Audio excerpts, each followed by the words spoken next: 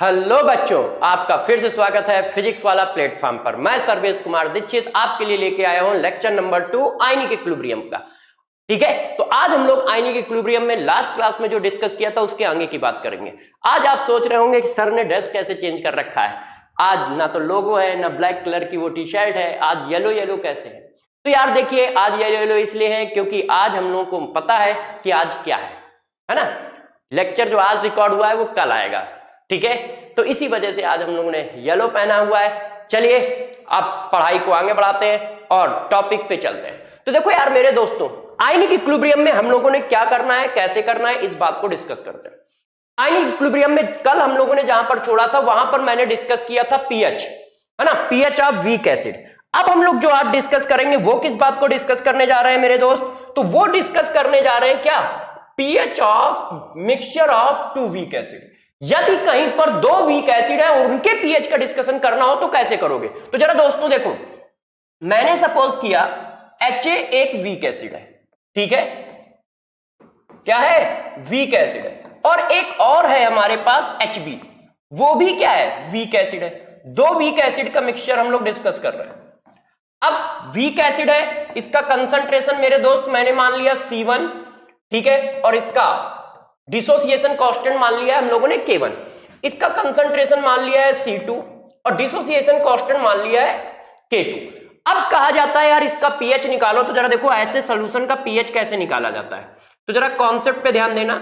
H ion concentration ऐसा निकल के आता है, H ion concentration total, H ion concentration total निकल के आएगा K1 C1 plus K2 C2। सभी बच्चे ध्यान रखें कि इसका फार्मूला याद रखें।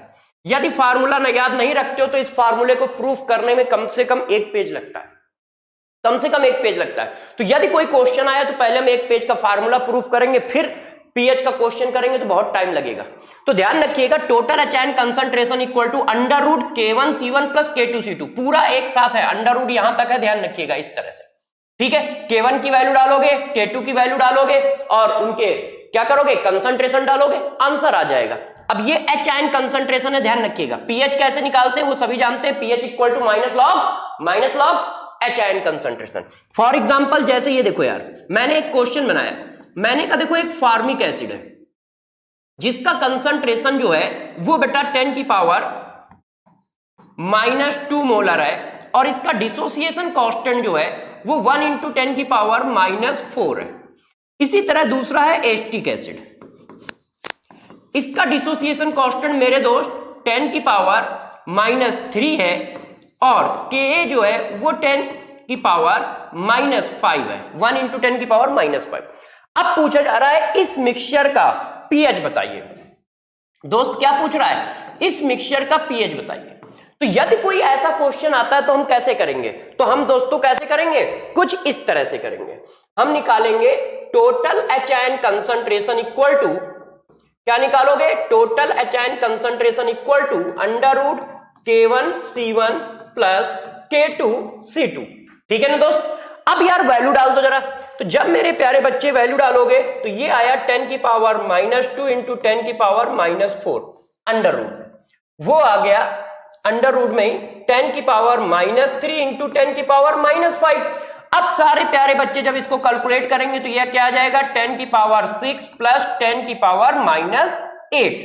अब इसको और हम लोग सॉल्व करते हैं तो total H ion equal to आ गया, ठीक है, ध्यान दीजिएगा कैसे कर रहा हूं, इसको 10 की पावर -8 कर लोगे तो 10 की पावर -8 से बाहर क्या आ जाएगा, 10 की पावर -4, यहां क्या बचेगा 100, इसको मैंने लिख ला 100 इंटू 10 की पावर -8, तो 100 प्लस 1 101 आ जाएगा, ठीक है। अब आप इसको सॉल्व कर लीजिएगा, 10 पॉइंट समथिंग आ जाएगा, 10.01 या 1 ऐसा कुछ, और 10 की पावर -4। अब टोटल एच आयन यदि मैंने निकाल दिया है तो मेरे दोस्त पीएच तो निकाल ही लोगे। कैसे, किसी बच्चे ने कहा सर कैसे निकालेंगे, तो मैंने कहा यार पीएच का एक ही फार्मूला होता है, pH equal to minus log H ion concentration, ठीक है, और minus log H ion concentration कितना रख दोगे, 10.1 इंटू 10 रेस्ट की पावर -4। तो बेटा इसको जब सॉल्व करोगे तो 4 माइनस लॉग 10.1 क्या लिख देते हैं, ये लिखते हैं और फिर लॉग के साथ ये लिख देते हैं माइनस करके। पहले पावर लिख दो 4, फिर माइनस का साइन लगाओ और यहां पे जो भी मल्टीप्लाई में लिखा है वो लिख दो, बस आ गया पीएच। और ये हमारा आंसर आ गया दोस्तों। ये देखो, तो क्वेश्चन को कैसे करोगे, ऐसे करोगे आप। तो देखिए हमने पीएच वाला क्लास पूरा खत्म कर लिया है। हमने पीएच एसिड का पढ़ लिया, हमने पीएच एसिड के मिक्सचर का पढ़ लिया, डाइल्यूशन का पढ़ लिया, एसिड बेस का पढ़ लिया, वीक एसिड का पढ़ लिया, मिक्सचर ऑफ वीक एसिड का पढ़ लिया। अब हमें किसका पीएच पढ़ना है? तो मेरे दोस्तों अब हमें पीएच पढ़ना है सॉल्ट का। सॉल्ट का पीएच नहीं पढ़ाया, यदि कोई सॉल्ट हुआ तो उसका पीएच कैसे निकालेंगे। तो अब हम लोग जो डिस्कस करने जा रहे हैं टॉपिक, उसको क्या बोलते हैं जरा देखिए। नेक्स्ट हेडिंग, ये देखो, pH of different type of salt. तो अब हम लोग डिस्कस करेंगे pH of different type of salt. इसी को आप लोग नाम देते हो क्या? Salt hydrolysis. इसी को मेरे प्यारे बच्चे क्या नाम देते हो आप लोग? Salt hydrolysis. तो देखो सॉल्ट हाइड्रोलिसिस क्या होता है, इस बात को जरा समझो। तो सबसे पहले जो हम लोग डिस्कस करेंगे मेरे दोस्त, वो डिस्कस करेंगे सॉल्ट, कि सॉल्ट क्या है। जनरली क्या होता है, किसी से पूछो सॉल्ट क्या है तो वो कहता है एसिड और बेस आपस में जब रिएक्शन करते हैं तो मेरे दोस्तों क्या बनता है? सॉल्ट बनता है एंड वाटर बनता है। मैंने कहा ठीक है यार, ये बात मान ली। तो जरा देखो यार, सॉल्ट क्या है? एसिड और बेस रिएक्शन करेंगे तो सॉल्ट बनेगा और वाटर बनेगा। अब फॉर एग्जांपल जैसे देखो ये यार, हमने एक एसिड ले लिया HNO3 और हमने एक बेस ले लिया KOH, रिएक्शन हुई, हमारे पास सॉल्ट बना KNO3 प्लस वाटर। ठीक है ना दोस्त। अब कहानी को और आगे बढ़ाते हैं। किसी ने कहा सर ठीक है सॉल्ट तो बन गया, अब हम सॉल्ट में दूसरी बात ले जाते हैं। अब हम डिस्कस करते हैं टाइप ऑफ सॉल्ट, कि सॉल्ट कितने तरह के होते हैं। तो जरा गौर समझो, एसिड और बेस के नेचर पर, एसिड और बेस के नेचर पर बेस्ड होकर सॉल्ट को हम 4 कैटेगरी में डिवाइड करते हैं। एसिड और बेस्ड के नेचर पर बेस्ड होकर सॉल्ट को 4 कैटेगरी में डिवाइड करते हैं। कैसे कैसे करते हैं देखिए मेरे दोस्त, weak acid plus strong base का सॉल्ट। आपने जब वीक एसिड की रिएक्शन स्ट्रॉन्ग बेस से कराई है, कैटेगरी नंबर 1। कैटेगरी नंबर 2 हमने क्या किया है, weak base plus strong acid ले लिया है, कैटेगरी नंबर 2। ठीक है, फिर मैंने क्या किया है, दोनों स्ट्रॉन्ग ले लिए हैं, स्ट्रॉन्ग बेस स्ट्रॉन्ग एसिड का सॉल्ट। और लास्ट जब आप दोनों को क्या कर लो, वीक ले लो, weak acid and weak base का सॉल्ट। ये देखो बच्चों, तो यार दोस्तों सॉल्ट की कैसी कैटेगरी हो सकती है? 4 कैटेगरी हो सकती है। क्यों? 2 सॉल्ट है, मतलब 2 चीजें हैं, एक एसिड है एक बेस, तो दोनों वीक दोनों स्ट्रॉन्ग, एक स्ट्रॉन्ग एक वीक, एक वीक एक स्ट्रॉन्ग। तो इस तरह से 4 कैटेगरी आती है। अब इन 4 कैटेगरी के बारे में थोड़ा सा जानते हैं, कहानी को आगे बढ़ाते हैं। अब जब देखो, यदि मेरे से कोई पूछता है कि स्ट्रॉन्ग एसिड स्ट्रॉन्ग बेस का सॉल्ट कैसे बनेगा, तो यार आपने एक स्ट्रॉन्ग एसिड लिया और साथ में एक स्ट्रॉन्ग बेस लिया और दोनों को मिला दिया। देखो ये बातें आप जानते हो तो थोड़ा सा मैं स्पीड से आगे बढ़ता हूं, ठीक है, ज्यादा डिस्कशन की जरूरत नहीं है, ये बात आपको पता है। ये क्या है, ये मेरे दोस्त स्ट्रॉन्ग एसिड है, ये क्या है, ये मेरे दोस्त स्ट्रॉन्ग बेस है। तो ये क्या आया, ये जो सॉल्ट आया है वो किसके मिलने से आया है, strong acid plus strong base. अब यहां पर एक खास बात आती है। खास बात क्या आती है, बच्चे को एसिड और बेस नहीं दिखाया जाता है, बच्चे को डायरेक्ट सॉल्ट दिखाया जाता है मेरे दोस्त। बच्चे को क्या बोलते हैं, NaCl किसका सॉल्ट है, किस टाइप के एसिड और बेस का सॉल्ट है, सोडियम एसीटेट किस टाइप के एसिड और बेस का सॉल्ट है, अमोनियम क्लोराइड किस टाइप के एसिड और बेस का सॉल्ट है। तो मेरे प्यारे बच्चे कैसे समझेंगे, तो उसको देखो 2 मिनट में समझाता हूं। गौर से कॉन्सेप्ट को समझिएगा कि आप कैसे निकालोगे कि यार वो किस टाइप का सॉल्ट है। तो जरा देखो, सॉल्ट में क्या होता है, सॉल्ट में 2 चीजें होती हैं। यदि कोई सॉल्ट की बात करता है तो सॉल्ट का मतलब हुआ क्या, एक कैटायन है और एक हमारे पास क्या है, एनायन है। यही तो सॉल्ट है कि नहीं। सॉल्ट का मतलब क्या है, कैटायन और एनायन। तो गौर समझिएगा, आप कैटायन को हमेशा दे दिया करो OH आयन और एनायन को हमेशा दे दिया करो H आयन। कैटायन को जैसे ही OH आयन दोगे तो हमें बेस पता चल जाएगा कौन है उसके साथ का, और इसको H आयन दोगे तो हमें एसिड पता चल जाएगा कौन है उसके साथ का, और फिर हम आसानी से देख लेंगे। तो हम कभी सॉल्ट को नहीं देखेंगे, हम क्या करेंगे, पहले उसमें H आयन और OH आयन मेरे दोस्त चिपकाएंगे। H आयन और OH आयन चिपकाने से क्या है, हमें पता चल जाएगा कि क्या हो रहा है। ठीक है दोस्तों, तो जरा देखो कैसे करते हैं। जैसे यार NaCl है, अब NaCl में इतना तो सब लोगों को पता है कि कैटायन कौन है और एनायन कौन है। अब यार कैटायन यार हमारे पास सोडियम आयन है, इसको जरा OH आयन दो, तो क्या निकल के आ गया, NaOH।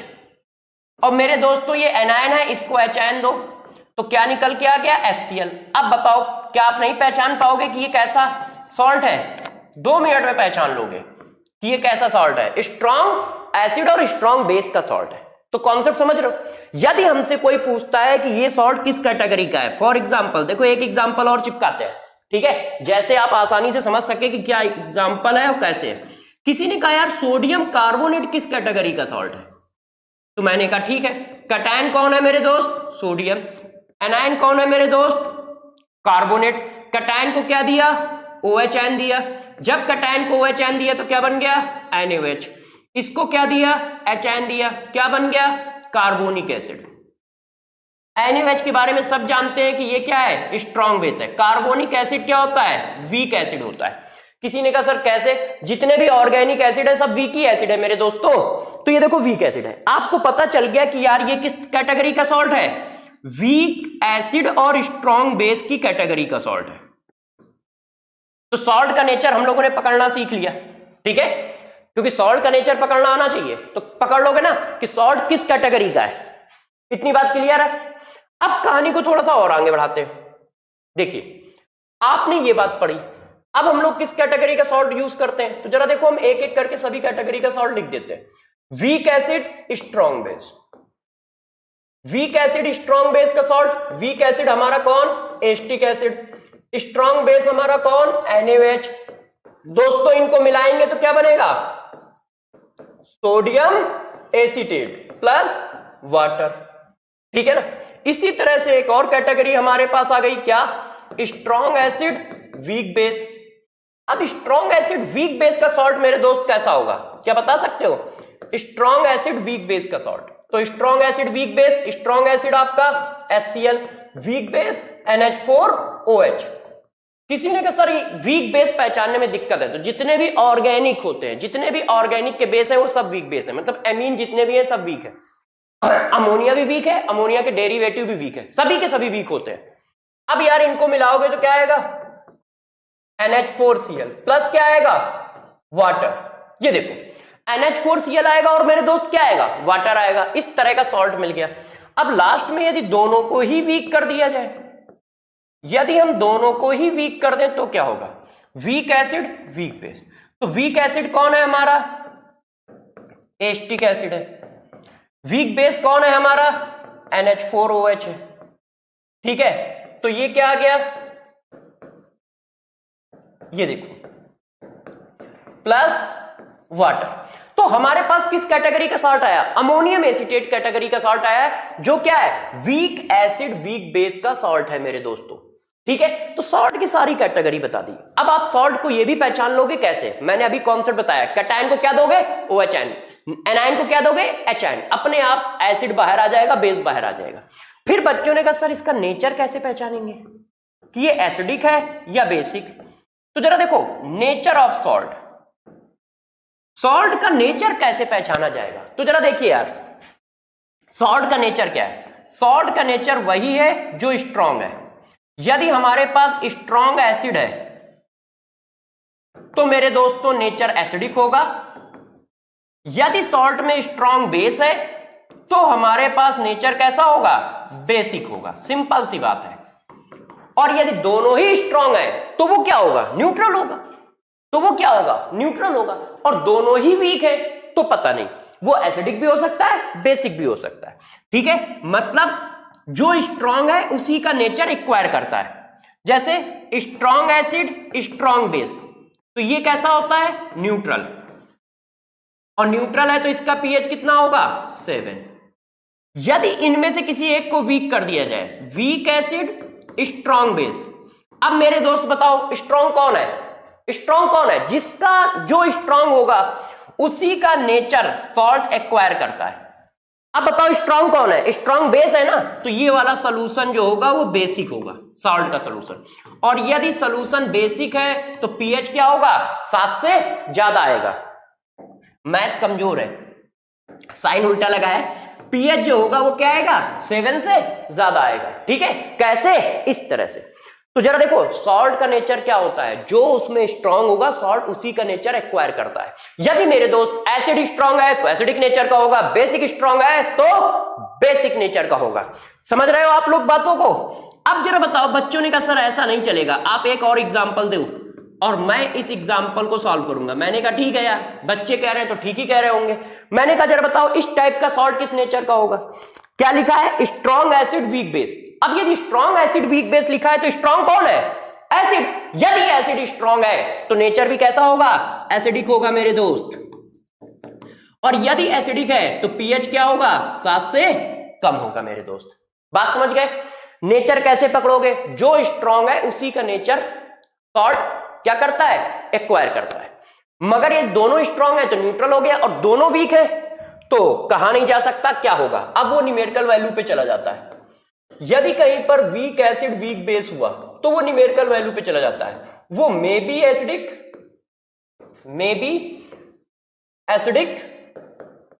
और बेसिक। वो एसिडिक भी हो सकता है और मेरे दोस्त बेसिक भी हो सकता है। वो हम लोग डिसाइड करेंगे अभी कुछ देर में।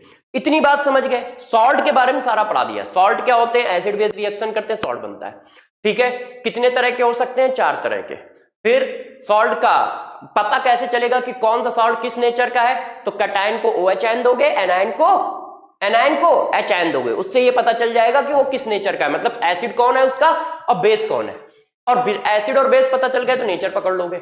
नेचर की बात आई तो मैंने आपको एक और कॉन्सेप्ट दिया कि जो स्ट्रांग होगा उसी का नेचर सॉल्ट एक्वायर करता है।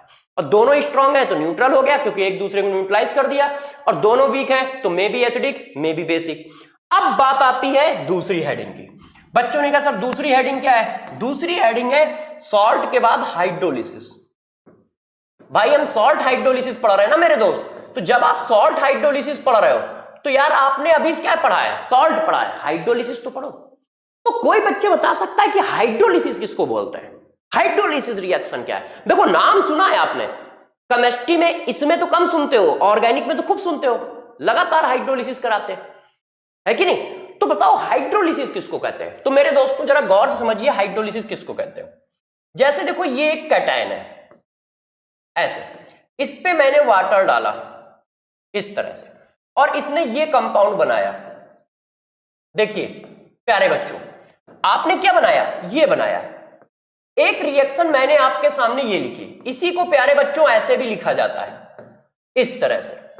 ये देखो, अब सभी बच्चे इस बात को बताएं कि इस रिएक्शन का क्या नाम रखा जाए। क्यों? नाम तो रखना पड़ता है? नाम नहीं रखेंगे तो बुलाएंगे कैसे, है कि नहीं? तो बताओ इस रिएक्शन का क्या नाम रखा जाए या क्या नाम होता है। एक बार मैंने फिर वाटर से रिएक्शन कराई, इस बार मैंने ऐसा कुछ बनाया। ये देखो बच्चों, अब बताओ इस रिएक्शन को क्या कहेंगे, इस रिएक्शन को क्या कहेंगे? तो जरा गौर से मेरे प्यारे बच्चों इस बात को पकड़िएगा। जब गौर से देखना, कॉन्सेप्ट दे रहा हूं, कॉन्सेप्ट को पकड़ो। जब मेरे दोस्तों H और OH के बीच का बॉन्ड ब्रेक हो रहा हो रिएक्शन में, H और OH के बीच का बॉन्ड ब्रेक हो रहा हो,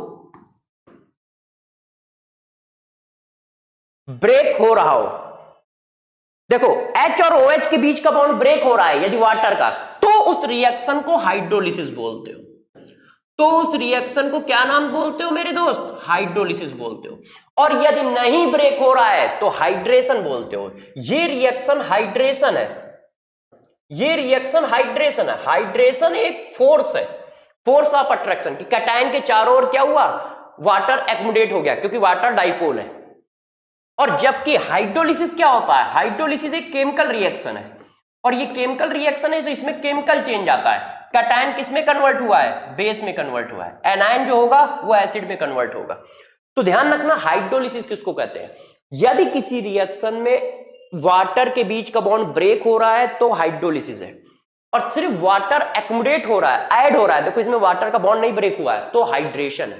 क्योंकि एक ऐसा क्वेश्चन भी आएगा इनमें से कौन सी रिएक्शन हाइड्रोलिसिस रिएक्शन है, तो बच्चे यही नहीं पकड़ पाते कि हाइड्रोलिसिस रिएक्शन बोले किसको।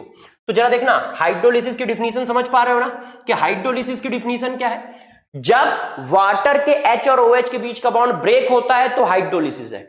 नहीं होता है, इस तरह से हुआ तो हाइड्रेशन है। यदि उसके चारों ओर सिर्फ एक्यूमुलेट हो रहा है, उसके चारों ओर एक्यूमुलेट हो रहा है तो वो क्या है, हाइड्रेशन है। अब बच्चों ने कहा सर आपने हाइड्रोलिसिस डिफिनीशन बता दी, सॉल्ट की डिफिनीशन बता दी, अब दोनों को चिपका दो और सॉल्ट हाइड्रोलिसिस की डिफिनीशन बता दो और सॉल्ट हाइड्रोलिसिस क्या होता है ये समझा दो। तो चलो अब हम लोग इस बात पर डिस्कस करते हैं कि सॉल्ट हाइड्रोलिसिस क्या होता है। अब हम लोग यहां पे आ गए सॉल्ट हाइड्रोलिसिस, क्योंकि इंडिविजुअल इनको पढ़ा चुके हैं, अब इनको मिक्सअप करके पढ़ाते हैं कि भाई सॉल्ट की हाइड्रोलिसिस कैसे की जाती है। तो गौर से समझो सॉल्ट के हाइड्रोलिसिस में करना क्या है, सॉल्ट किससे मिलके बना होता है, कैटायन एनायन, इसका मतलब कैटायन और एनायन की हाइड्रोलिसिस करनी है। तो सबसे पहले अब जरा कॉन्सेप्ट पे फोकस करो मेरे दोस्त, सॉल्ट किससे मिलके बना होता है, सॉल्ट बना होता है कैटायन और एनायन से मिलके। इसका मतलब आपको हाइड्रोलिसिस किसकी करनी है, कैटायन और एनायन की करनी है। सॉल्ट की हाइड्रोलिसिस का मतलब होता है कैटायन और एनायन की हाइड्रोलिसिस करनी है। ये देखो बात समझ पाए, सॉल्ट की हाइड्रोलिसिस का मतलब होता है कैटायन और एनायन की हाइड्रोलिसिस करनी है। कैटायन की हाइड्रोलिसिस करने से बेस जनरेट होता है, एनायन की हाइड्रोलिसिस करने से एसिड जनरेट होता है। सिंपल सी बात है। क्यों, कैटायन क्या है प्लस, तो इसको क्या चाहिए माइनस चाहिए, एनायन क्या है माइनस, तो इसको क्या चाहिए प्लस चाहिए। सिंपल सी बात है। तो बेस प्लस एचआयन और बेस एसिड माइनस ओएचआयन, ये रिएक्शन है। तो पहला दिमाग में कॉन्सेप्ट लगाओ, आप दिमाग में कॉन्सेप्ट घुसेड़ो क्या, कि सॉल्ट की हाइड्रोलिसिस का मतलब है कैटायन और एनायन की हाइड्रोलिसिस।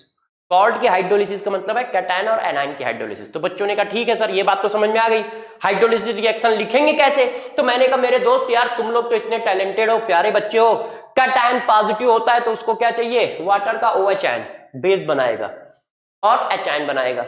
एनायन क्या होता है, निगेटिव होता है तो उसको वाटर का क्या चाहिए, H चाहिए, और साथ में क्या आएगा, OH आएगा और एसिड बनाएगा। तो रिएक्शन ये होगी। अब बात आती है नेक्स्ट पॉइंट। तो जरा देखो अब हम लोग एक एक करके इस बात को आगे बढ़ाते हैं और समझाते हैं।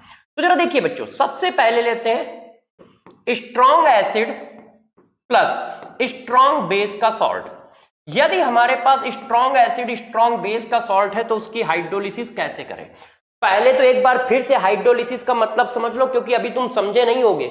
H और OH के बीच का बॉन्ड ब्रेक होना क्या है, हाइड्रोलिसिस है। और साथ में एक कंपाउंड बनना चाहिए।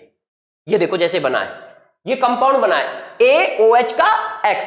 अब जरा गौर से इस बात को पकड़िएगा बच्चों, हमने क्या लिया, NaCl लिया। ऐसे किसी ने कहा इसकी हाइड्रोलिसिस करो, तो मैंने कहा अभी 2 मिनट में कर देते हैं। हाइड्रोलिसिस का मतलब क्या है, कैटायन को क्या देना है, OH दे दिया, एनायन को क्या देना है मेरे दोस्त, H दे दिया। तो हाइड्रोलिसिस करने पर ये आया, कौन आया, NaOH आया और HCl आया। जरा बताना NaOH क्या होता है, स्ट्रॉन्ग बेस होता है। तो ये क्या करेगा, फर्दर 100% डिसोसिएशन करेगा। तो सॉल्यूशन में ये मिलेगा, ये नहीं मिलेगा, ये मिलेगा। अच्छा ये क्या है मेरे दोस्त, स्ट्रॉन्ग एसिड है। यदि ये स्ट्रॉन्ग एसिड है तो जैसे ही बनेगा फर्दर क्या होगा, 100% डिसोसिएशन। सॉल्यूशन में क्या मिलेगा, HN और Cl। ठीक है। अच्छा अब जरा बताओ यहां पर सॉल्यूशन में क्या मिला था, वाटर में क्या NaCl मिलेगा, नहीं, NaCl।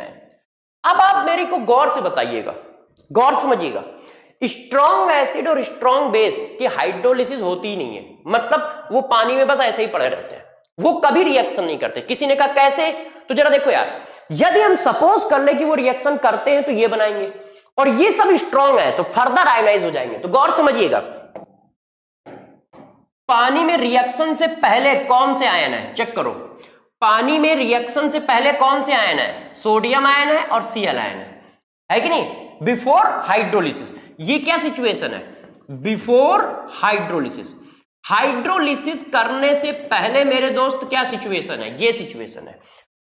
उस सॉल्यूशन में कौन कौन है, सोडियम आयन और Cl आयन, और वाटर के H आयन और OH आयन तो ही है। अब जरा मेरे दोस्त ये देखो, आफ्टर हाइड्रोलिसिस क्या है, आफ्टर हाइड्रोलिसिस क्या है, जरा देखना, एक बार पढ़ के सुना देना मेरे दोस्त, है ना प्यारे बच्चों। तो जरा देखो क्या है, सोडियम आयन और Cl आयन, अभी भी तो वही आयन है, कोई नया कंपाउंड मिला क्या? नहीं। तो इसका मतलब हुआ कि स्ट्रॉन्ग एसिड स्ट्रॉन्ग बेस की हाइड्रोलिसिस नहीं होती है। क्यों? क्योंकि जो आयन हाइड्रोलिसिस से पहले थे वही आयन हाइड्रोलिसिस के बाद है। चेक करो, ये देखिए,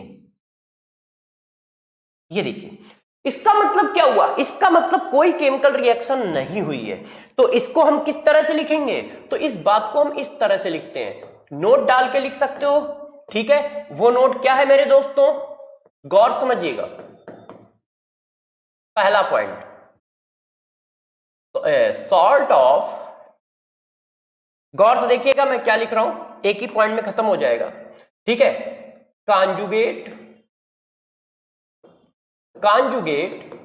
ion of strong acid oblique strong base, ठीक है। Conjugate ion of strong acid strong base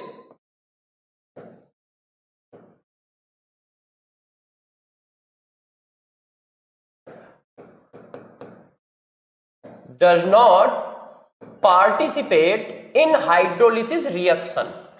In hydrolysis reaction, strong acid strong base के जो कॉन्जुगेट होते हैं बच्चों, क्या स्ट्रॉन्ग एसिड स्ट्रॉन्ग बेस के जो कॉन्जुगेट होते हैं, हाँ बन गया lessons, strong acid strong base के जो कॉन्जुगेट होते हैं वो हाइड्रोलिसिस में पार्टिसिपेट नहीं करते हैं। मतलब जैसे किसी ने कहा सर हमें कैसे पता चलेगा, ये देखो, अब कैटायन को क्या दोगे? OHN। तो जैसे ही तुम कैटायन को वाटर का OHN दोगे तो NaOH मिला ना यार, और जब NaOH मिलेगा तो तुम्हें पता नहीं चल जाएगा कि ये स्ट्रॉन्ग है या वीक है। तो ये स्ट्रॉन्ग बेस है, तो स्ट्रॉन्ग बेस का कॉन्जुगेट कौन हुआ? उसका कॉन्जुगेट आयन ये हुआ। इसका मतलब सोडियम की जो है वो हाइड्रोलिसिस नहीं होगी सोडियम आयन की। क्यों? क्योंकि वो जनरेट करता है स्ट्रॉन्ग एसिड या स्ट्रॉन्ग बेस, वो फर्दर 100% आयनाइज हो जाते हैं। तो पहला पॉइंट दिमाग में डाल लो कि यार स्ट्रॉन्ग एसिड स्ट्रॉन्ग बेस के कॉन्जुगेट आयन की हाइड्रोलिसिस नहीं होती है, हम इनकी हाइड्रोलिसिस नहीं करेंगे, ठीक है। जैसे Cl आयन, Cl आयन में जैसे ही वाटर डालोगे तो ये क्या बना देगा? HCl और OH आयन। मैंने बताया था निगेटिव को क्या दोगे? H दोगे। अब ये क्या है? ये क्या आया? स्ट्रॉन्ग एसिड, तो इसका कॉन्जुगेट कौन है? ये इसका कॉन्जुगेट आयन है। अब ये इसका जो कॉन्जुगेट आयन है, क्या ये हाइड्रोलिसिस में पार्टिसिपेट करेगा? नहीं करेगा, ठीक है। क्यों नहीं करेगा? क्योंकि यदि वो इस तरह की रिएक्शन करता है तो वो स्ट्रॉन्ग एसिड जनरेट करेगा जो फर्दर 100% आयनाइज हो जाएगा। तो दिमाग में एक बात बैठा लो, स्ट्रॉन्ग एसिड स्ट्रॉन्ग बेस का कॉन्जुगेट आयन हाइड्रोलिसिस में पार्टिसिपेट नहीं करता है। कौन करता है फिर? तो कौन करेगा इसकी बात समझो। Only conjugate ion of weak acid and weak base participate in hydrolysis reaction। तो मेरे दोस्त हाइड्रोलिसिस आप किसकी करोगे? वीक एसिड वीक बेस के कॉन्जुगेट आयन की। मतलब आप हाइड्रोलिसिस करोगे एसीटेट आयन की। क्यों? एसीटेट आयन में जैसे ही पानी डालोगे तो वो क्या बनाएगा? एसिटिक एसिड बनाएगा, और ये एसिटिक एसिड फर्दर आयोनाइज नहीं हो सकता क्योंकि ये वीक एसिड है। तो आपको एक नया कंपाउंड मिला एसिटिक एसिड, आपको एक नया कंपाउंड मिला एसिटिक एसिड। क्यों? क्योंकि एसीटेट आयन से एसिटिक एसिड बना, और एसिटिक एसिड फर्दर 100% डिसोसिएट नहीं हो सकता क्योंकि वो वीक एसिड है यार दोस्त। और वीक एसिड के बारे में आप बोलते ही हो कि वो पार्शली आयोनाइज होते हैं। इसी तरह अमोनियम आयन, अमोनियम आयन को क्या दोगे? आपको पता है कैटायन को हम हमेशा OH आयन देते हैं, तो ये अमोनियम बना और ये बना। अब ये क्या है? ये है हमारा वीक बेस। और दोस्त यदि ये वीक बेस है तो ये भी 100% आयोनाइज नहीं होगा। तो हमें एक नया प्रोडक्ट मिला, और जब नया प्रोडक्ट मिलेगा तब बोलेंगे रिएक्शन हुई। हमें एक नया प्रोडक्ट मिला, और नया प्रोडक्ट मिला तो हम बोलेंगे रिएक्शन हुई।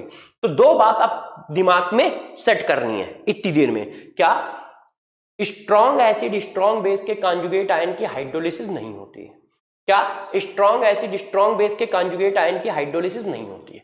हाइड्रोलिसिस किसकी होती है? हाइड्रोलिसिस किसकी होती है?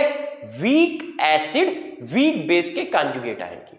और रिएक्शन क्या लिखनी है वो मैंने आपको बता दिया, निगेटिव आयन को प्रोटॉन दे दो और कट आयन को OH आयन दे दो, रिएक्शन अपने आप लिख जाएगी। तो हम लोगों ने क्या पढ़ लिया? किसकी हाइड्रोलिसिस कराओगे? किसकी हाइड्रोलिसिस कराओगे? वीक एसिड वीक बेस के कॉन्जुगेट आयन की।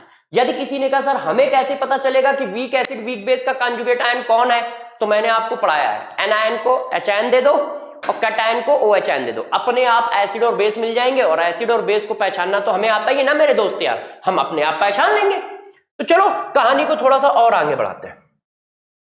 अब यार इतनी बात तो हम लोगों ने सॉल्व कर ली कि उसकी नहीं होगी, तो अब हम किसकी हाइड्रोलिसिस करना पसंद करेंगे? अब हम करेंगे hydrolysis of weak acid plus strong base salt. अब हम जो हाइड्रोलिसिस करने जा रहे हैं मेरे दोस्त, वो वीक एसिड और स्ट्रॉन्ग बेस के सॉल्ट की करने जा रहे हैं। और वीक एसिड और स्ट्रॉन्ग बेस के सॉल्ट की हाइड्रोलिसिस आप आसानी से कर पाओगे। क्यों? क्योंकि वो बात आपको आती है। कैसे आती है? तो जरा देखो, मैंने अभी आपको कॉन्सेप्ट पढ़ाया है। पहले तो वीक एसिड स्ट्रॉन्ग बेस का सॉल्ट कौन है? एसीटेट आयन और सोडियम एसीटेट। अब इसकी हाइड्रोलिसिस करें। अब मेरे दोस्त बताओ इसमें से किसकी हाइड्रोलिसिस होगी? मैंने आपको पीछे पढ़ाया है कि हाइड्रोलिसिस का मतलब सॉल्ट की हाइड्रोलिसिस नहीं है। सॉल्ट हाइड्रोलिसिस का मतलब होता है कैटायन की हाइड्रोलिसिस या उसके अंदर के एनायन की हाइड्रोलिसिस। तो प्यारे बच्चों बताओ हाइड्रोलिसिस किसकी करें? अच्छा, बहुत सारे बच्चे कह रहे होंगे सर आपका जो मार्कर है इसका कलर और इसका कलर मैच कर रहा है। चलिए मैचिंग ही बनानी है, जैसे हम आपसे मैच करते हैं, है ना। हम लोगों की फ्रीक्वेंसी मैच करती है, इसलिए हम लोग खूब मन लगा के पढ़ते और पढ़ाते हैं। उसी तरह से मैच करना है और मैच करते करते कहां तक पहुंच जाना है? सिलेक्शन तक पहुंच जाना है मेरे दोस्तों, ठीक है कि नहीं? सिलेक्शन तक पहुंच जाना है। और बिल्कुल उसी तरह से आपको बैटिंग करनी है जैसे क्रिकेट में होता है। आप देखते हो क्रिकेट में पहले 4-5 ओवरों में बहुत ज्यादा फास्ट खेलते हैं, फिर लास्ट के 4-5 ओवरों में बहुत ज्यादा फास्ट खेलते हैं, और फिर बीच में क्या है, वो सिर्फ एक टाइम पास कर रहे होते हैं, एवरेज। डिट्टो इसी तरह से आप पढ़ते हो।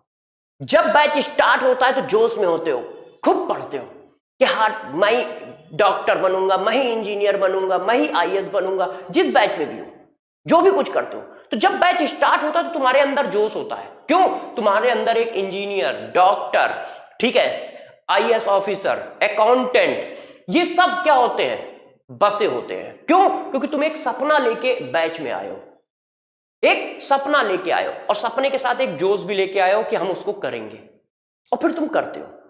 5-6 दिन बाद क्या होता है? वो थोड़ा सा डाउन होता है, 15 दिन बाद वो और डाउन होता है, और 20 दिन बाद वो इतना डाउन हो जाता है कि तुम उसको रेगुलर रूटीन में डाल देते हो।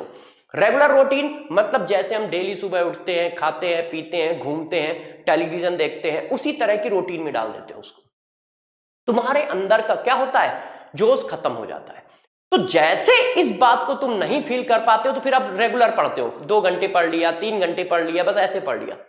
फिर जैसे ही डेट अलाउंस हो जाती है, डेट पास आ जाती है, तो फिर तुम पिकअप पकड़ते हो, और फिर पिकअप पकड़ते हो, फिर जोश में आते हो, फिर थोड़ा सा पढ़ाई करते हो और एग्जाम देते हो जाके।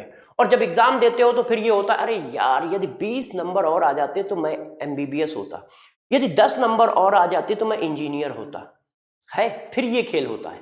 ऐसा क्यों होता है?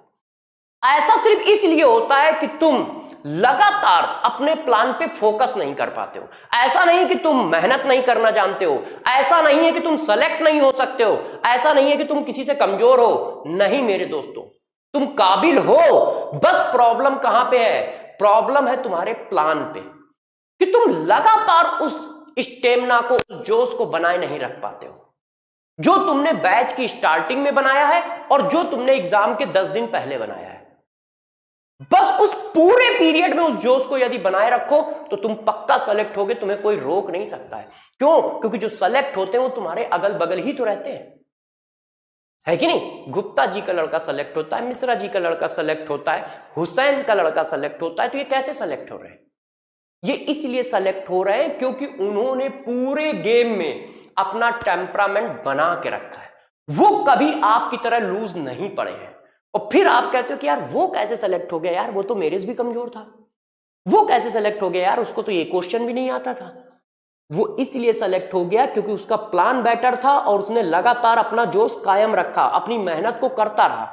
और तुम क्यों नहीं सेलेक्ट हो पाए? क्योंकि तुमने अपने प्लान पे काम नहीं किया। बीच में जो फेज आता है वो सिलेक्शन को रिप्रेजेंट करता है, ध्यान रखिएगा। स्टार्टिंग में सारे बच्चे खूब तेज भागते हैं, खूब पढ़ाई करते हैं, लास्ट में भी सारे बच्चे खूब पढ़ाई करते हैं, मगर ये जो बीच का लंबा फेज है, इस फेज में क्या होता है, बच्चे अपनी स्पीड खो देते हैं। तो मेरी आपसे एक ही रिक्वेस्ट है कि ध्यान रखो कि हम बीच में अपनी स्पीड को कम नहीं करेंगे, ठीक है? मैं तो कभी नहीं कम करता हूं, तो आप भी मत करिए। मेरी रिक्वेस्ट सबसे है कि अभी भी जान लगाओ, लगातार लास्ट तक जान लगाएंगे जब तक पेपर नहीं हो जाता है।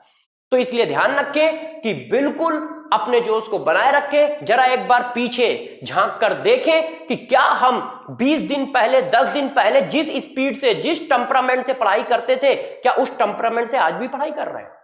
और यदि लगता है नहीं, तो फिर जी जान लगाएं, फिर से अपने आप को आकलन करें और फिर से मेहनत करने पे जुट जाए, फिर से मेहनत करने पे जुट जाए, ठीक है? मेरे बस एक ही रिक्वेस्ट है। बहुत सारे बच्चे कहते हैं कि सर वो मेरा प्लान नहीं बन पा रहा है, ठीक है, मैं कैसे पढ़ाई करूं? ये सब फर्जी बातें हैं, ये सब फर्जी बातें हैं। जब आप पढ़ोगे तो सब कुछ मैनेज होगा, अब पढ़ोगे नहीं तो कुछ नहीं मैनेज होगा, क्योंकि तुम इस तरह से पढ़ना चाहते हो कि 4 घंटे में सब कुछ कवर हो जाए, ऐसा क्या करें? 2 घंटे में सब कुछ कवर हो जाए, ऐसा क्या करें? तो तुम्हारा बैकलॉग भी आएगा और तुम्हारा प्लान सक्सेस भी नहीं होगा। अरे भैया एक बार मेहनत करना चालू तो करो, 1 महीने मेहनत करो जी जान लगा के, देखना सारा सब्जेक्ट खत्म हो जाता है यार, करो तो सही। तो मेरी बस एक ही रिक्वेस्ट है, जी जान लगा के पढ़ो, और पढ़ोगे तो सिलेबस भी खत्म होगा, ठीक है? पढ़ोगे तो आएगा भी, और पढ़ोगे तो कॉन्फिडेंस भी आएगा, और उस कॉन्फिडेंस से तुम क्या करोगे? पेपर निकाल के आओगे। मगर तुम्हारी तमन्ना क्या होती है? तुम्हारी तमन्ना होती 2 दिन पढ़े तो तीसरे दिन तुम क्या हो जाओ, सर के पास खड़े हो जाओ कि सर अरे यार आपसे ज्यादा नॉलेज है, अभी देखो पढ़ा देता हूं। तुम्हारी तमन्ना ये है कि 2 दिन पढ़ा, बस तुम्हें लगता है कि कुछ गेन हो जाए। अरे मेरे दोस्तों, यदि इतना सब कुछ गेन होता तो आज सभी लोग इंजीनियर, डॉक्टर होते, सभी लोग IAS ऑफिसर होते, मगर नहीं है। क्यों? क्योंकि ये 2 दिन में गेन होने वाली चीज नहीं है। इसके लिए आपको विग्रस मेहनत करनी पड़ेगी, 20 दिन, 1 महीने, 2 महीने, 3 महीने, 4 महीने। और तुम्हारे अंदर का जितना जोश है वो सिर्फ 2 दिन टिकता है, तीसरे दिन बिल्कुल ढीले पड़ जाते हो, अपने उसी रूटीन में आ जाते हो। तो इसलिए मेरी रिक्वेस्ट यही है कि आप डटे रहो, लड़ते रहो, तो जीत तुम्हारी होगी। लड़ना मत भूले, पढ़ाई का काम मत भूले। तो डेली सुबह उठ के सबसे पहले यही टारगेट बनाया करो कि हमें पढ़ना है, डॉक्टर बनना है, और उसके लिए मेहनत करनी है, ठीक है? चलो टॉपिक पे वापस आते हैं। हाँ, चल क्या रहा था? हाइड्रोलिसिस ऑफ वीक एसिड और स्ट्रॉन्ग बेस सॉल्ट। तो यार वीक एसिड और स्ट्रॉन्ग बेस सॉल्ट की हाइड्रोलिसिस करनी है, तो मैंने तो आपको बताया कि सॉल्ट की हाइड्रोलिसिस होती ही नहीं है। हाइड्रोलिसिस किसकी होती है? कैटायन या एनायन की। तो यार इसमें से ये कैटायन हो गया और ये एनायन हो गया, इनमें से किसकी हाइड्रोलिसिस करें? तो बताओ कैटायन कौन है? Sodium ion. कैटायन को हमने क्या दिया? अलग से कहीं दे लो, OH आयन। कैटायन को हमने क्या दिया? OH ion. जैसे ही दिया तो क्या मिला? NaOH। तो हम समझ गए इसकी तो हाइड्रोलिसिस करनी ही नहीं है। क्यों? क्योंकि ये स्ट्रॉन्ग बेस है। तो रिएक्शन किसकी लिखनी है? फिर मैंने देखा एसीटेट आयन। एसीटेट आयन को क्या दिया हमने? H आयन, और क्या बना? Acetic acid. इसका मतलब ये क्या है? वीक एसिड है, इसका मतलब इसकी हाइड्रोलिसिस करनी है। इसी वजह से मेरे दोस्तों ये रिएक्शन ऐसी लिखी जाएगी, ये देखो सिर्फ इसकी हाइड्रोलिसिस होनी, NaOH की हाइड्रोलिसिस हुई नहीं है। और इस रिएक्शन को आप फिर कैसे लिखोगे? ऐसे लिखोगे। ये जो रिएक्शन है रियलिटी में ये रिएक्शन है, वो जो ऊपर लिखा है वो आंखों का धोखा है। सोडियम आयन के साथ कुछ नहीं हुआ है, वो जैसा था वैसा ही पानी में पड़ा हुआ है। रियलिटी में रिएक्शन सिर्फ ये हुई है, ये रियलिटी में रिएक्शन ये हुई है। सोडियम आयन, यहां पर भी सोडियम आयन है, वहां पर भी सोडियम आयन है, वो तो वे ऑफ रिप्रेजेंटेशन है लिखने का, नहीं तो ये NaOH नहीं बना है। सोडियम आयन पहले भी अकेला टहल रहा था सोल्यूशन के अंदर, बाद में भी अकेला टहल रहा है सोल्यूशन के अंदर, ध्यान रखिएगा। रिएक्शन सिर्फ ये हुई है। अब इस रिएक्शन के बारे में समझो, इसका कंसंट्रेशन कितना है? C। ये तो हमेशा एक्सेस में है, हाइड्रोलिसिस करा रहा हूं, और ये 0 0 है T = 0 पर। अब जब इक्विलिब्रियम आएगी, एट इक्विलिब्रियम, तब मेरे दोस्त क्या होगा जरा समझना, C में से कुछ कंसंट्रेशन निकल गया, C माइनस H। देखो C इंटू 1 हम फ्रैक्शन के फॉर्म में निकालते हैं, जैसे वहां C minus C into 1 minus alpha करते थे, अल्फा क्या था, डिग्री ऑफ डिसोसिएशन, तो यहां थोड़ा नॉमेनक्लेचर चेंज हो गया है, काम नहीं चेंज हुआ है, नॉमेनक्लेचर चेंज हो गया है। नॉमेनक्लेचर, इसी अल्फा को यहां H कहा जाता है, और H का मतलब होता है degree of hydrolysis, degree of hydrolysis.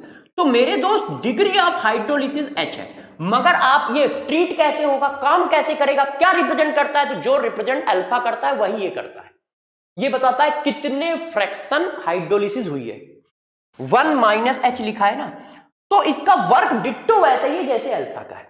तो C इंटू 1, एक फ्रैक्शन का कंसंट्रेशन C था, तो 1 माइनस H फ्रैक्शन का कंसंट्रेशन कितना हुआ ये, ठीक है, तो ये कितना हो जाएगा CH, ये कितना हो जाएगा CH, ठीक है ना दोस्तों, इसमें कोई दिक्कत नहीं है, वही अल्फा की जगह है। अब यार देखो यहां पर इक्विलिब्रियम आया है, तो वहां पर इक्विलिब्रियम कांस्टेंट को क्या कहते थे, इक्विलिब्रियम कांस्टेंट को, जैसे हम आयनिक इक्विलिब्रियम की बात करें तो एसिड है तो dissociation constant of acid, chemical equilibrium चल रहा था तो इक्विलिब्रियम कांस्टेंट। यहां पर इक्विलिब्रियम कांस्टेंट का नया नाम रखेंगे, तो किसी ने कहा सर क्यों रखोगे नया नाम, तो हमने कहा ये रिएक्शन का स्पेसिफिकेशन है, ये एक स्पेशल रिएक्शन चल रही है ना, तो हम उसका इक्विलिब्रियम कांस्टेंट का नया नाम रख देते हैं। तो पहले हम आपको इक्विलिब्रियम कांस्टेंट लिख के दिखाते हैं, नाम बाद में रखेंगे, है ना, नॉमेनक्लेचर बाद में करेंगे। ये देखो इक्विलिब्रियम कांस्टेंट इक्वल टू क्या आया, active mass of acetic acid, active mass of OH ion divided by active mass of acetate ion. ये देखो इस तरह से ये बात आई मेरे दोस्त।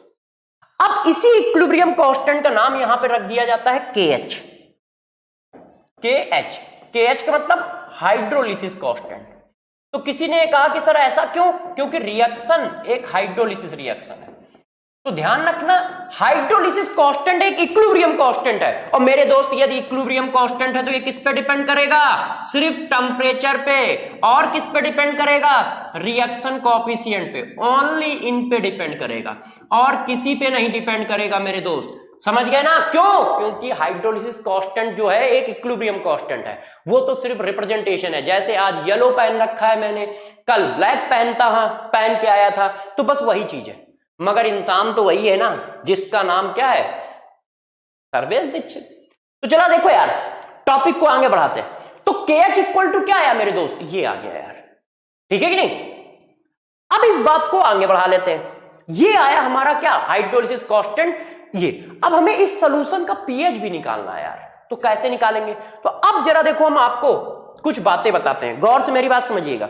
ये बात समझ पाए कैसे किया, सोडियम आयन की हाइड्रोलिसिस क्यों नहीं होगी, ये बात समझ पाए। इस रिएक्शन के लिखे होने का मतलब होता है ये रिएक्शन लिखा होना, वो सिर्फ आंखों का धोखा है, और आंखों से हम लोग धोखा नहीं खाते हैं, है ना, वैसे आंखों से ही तुम सबसे ज्यादा धोखा खाते हो, ठीक है, मगर पढ़ाई में आंखों से धोखा मत खाना, है ना, वहां की बात अलग है, उसमें तो धोखा खा जाते हैं, क्या कर सकते हो। तो जरा देखिए यार, एसीटेट आयन की हाइड्रोलिसिस हुई है, सोडियम आयन की हाइड्रोलिसिस नहीं हुई है। कितनी हाइड्रोलिसिस हुई, पार्शियली हाइड्रोलिसिस हुई है, अल्फा फ्रैक्शन हाइड्रोलिसिस हुआ, तो C अल्फा बना, और ये इक्विलिब्रियम है तो इक्विलिब्रियम कांस्टेंट आया, इक्विलिब्रियम कांस्टेंट कैसे लिखा जाता है वैसे लिख दिया।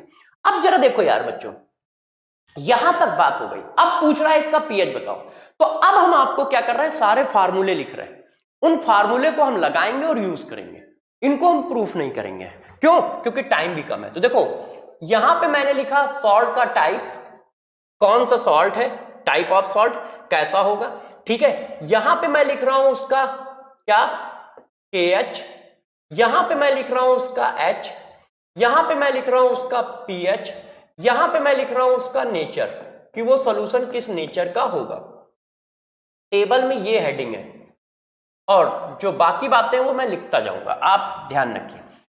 तो चलो बच्चों आपके लिए एक टेबल डिजाइन कर रहा हूं, ठीक है, जिससे हमारे क्वेश्चन आएंगे, जरा समझो। सबसे पहली बात, स्ट्रॉन्ग एसिड स्ट्रॉन्ग बेस का salt, strong acid strong base का सॉल्ट कौन हो गया, जैसे NaCl। अब बताओ इसका क्या KH बनेगा, नहीं, इसका क्या डिग्री ऑफ हाइड्रोलिसिस बनेगा, नहीं, क्योंकि ये 100%। इसका pH कितना होगा, 7, नेचर क्या होगा, न्यूट्रल। बात समझ गए, क्योंकि स्ट्रॉन्ग एसिड स्ट्रॉन्ग बेस के सॉल्ट के कॉन्जुगेट आयन हाइड्रोलिसिस में पार्टिसिपेट ही नहीं करते। तो ना तो उनका हाइड्रोलिसिस कांस्टेंट ना ये। अब नंबर दो हमने क्या किया, weak acid strong base.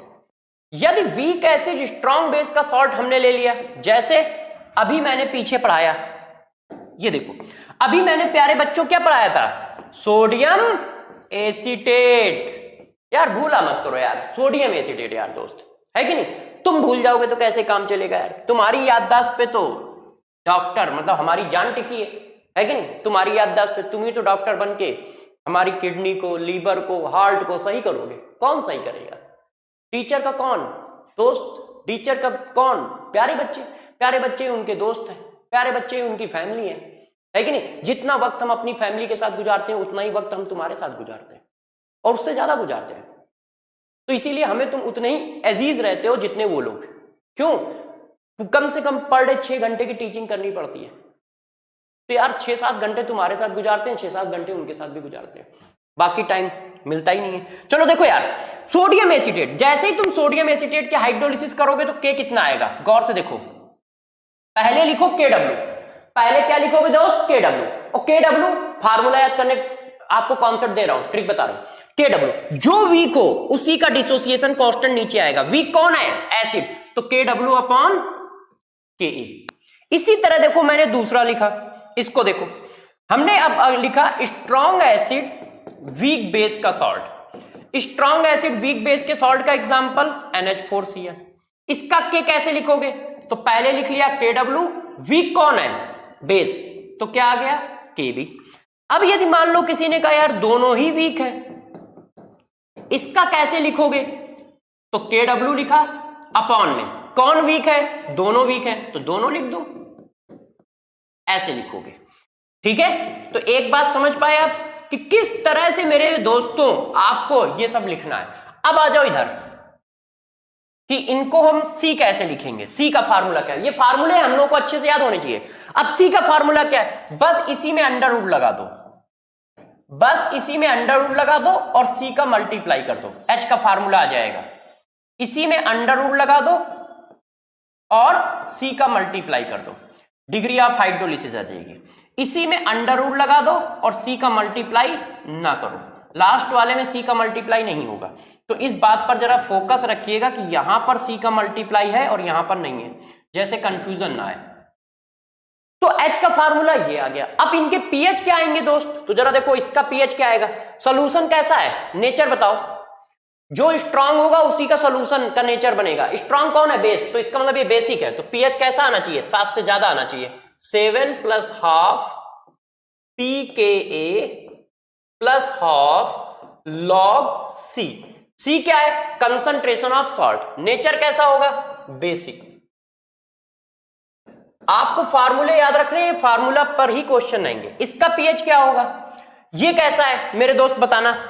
Strong कौन है? एसिड, तो ये कैसा होगा? एसिडिक होगा। एसिडिक होगा तो 7 से कम होगा।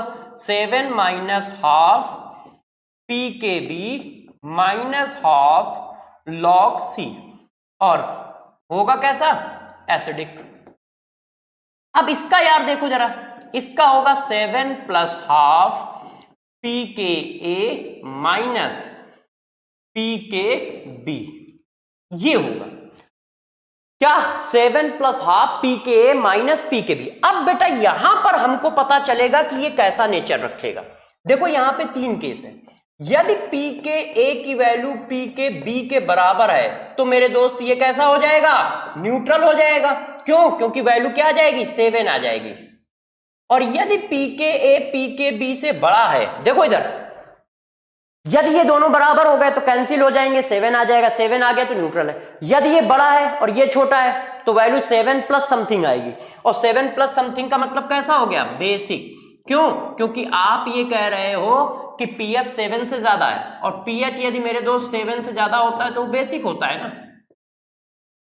सोल्यूशन ये देखो, और यदि pKb ज्यादा है तो pKb यदि मेरे दोस्त ज्यादा होगा तो क्या होगा? 7 में कुछ माइनस होगा, और 7 में कुछ माइनस होगा तो pH 7 से कम हो जाएगा, और 7 से कम pH हो गया तो वो कैसा हो जाएगा? एसिडिक हो जाएगा। तो वो कैसा हो जाएगा मेरे दोस्त? एसिडिक हो जाएगा। ठीक है ना? तो दोस्तों समझ रहे हो क्या हुआ है? ये टेबल का इंपॉर्टेंस बहुत ज्यादा है। आपको वो बातें याद रखनी है जो मैंने बताई हैं, और फिर ये बातें याद रखनी है, ये आपको टेबल याद रखनी है। किस सिचुएशन में कौन सा फार्मूला होता है, उनके पीएच का फार्मूला क्या है, उनके सॉल्ट हाइड्रोलिसिस का फार्मूला क्या है, उनके केएच का फार्मूला क्या है, ये सारी बात आपको अच्छे से याद होनी चाहिए, सारे फार्मूले याद होने चाहिए।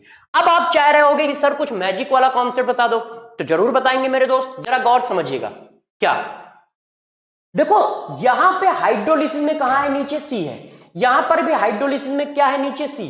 यदि हम सी की वैल्यू कम करते जाएं तो एच की वैल्यू बढ़ती चली जाएगी ना। चेक करो, यदि हम सी की वैल्यू कम करें तो एच की वैल्यू बढ़ती चली जाएगी ना। इसका मतलब आप प्यारे बच्चों मुझे यह बताना चाह रहे हो कि एच जो है इनवर्सली प्रोपोर्शनल है अंडर रूट सी के।